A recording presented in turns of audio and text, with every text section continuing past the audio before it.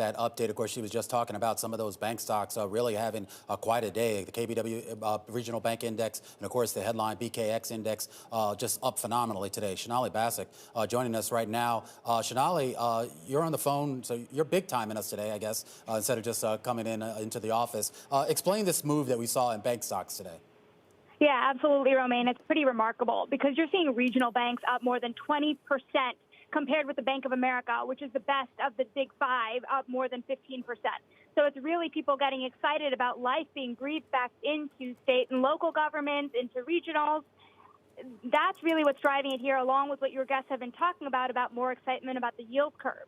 And if you look over at the S&P Financials Index, a lot of these rises come from not really banks. You have the Lincoln National having the biggest one-day move. You have American Express up there, people excited about payment companies. And so this is not just about the big banks. And you have Jefferies over with a note talking about how a lot of even smaller regionals really being able to benefit from this life being breathed back into local government.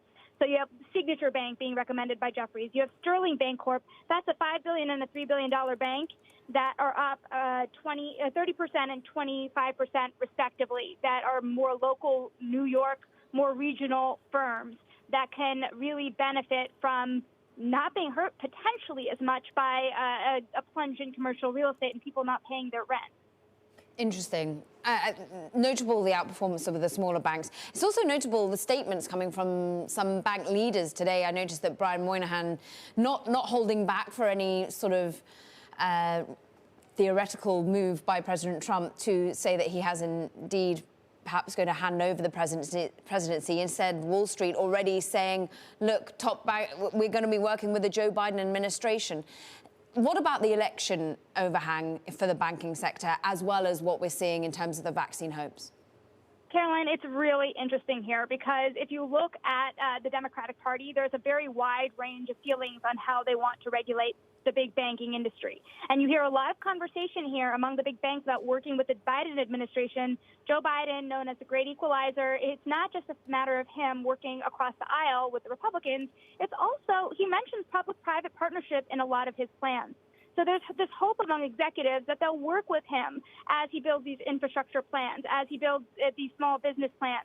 And might I mention, Leo Brainard, remember when it came to the most recent Fed actions, she was the big dissenter here. She was the one that said it was a mistake for the big banks to be paying dividends at this precarious time. She's the one today saying that, you know, in this twice-yearly financial stability report, saying that there are still some big issues here that we really need to be thinking about when it comes to the banking system. And so if she is the Treasury Secretary, how hard will she come down on the banks, especially with such a wide range of views that are in the Democratic Party platform, which, by the way, also mentions reinstating some form of Glass-Steagall, right? So there is a wide range of views here, and it's a very big question mark as to how the next cabinet will address the banking system.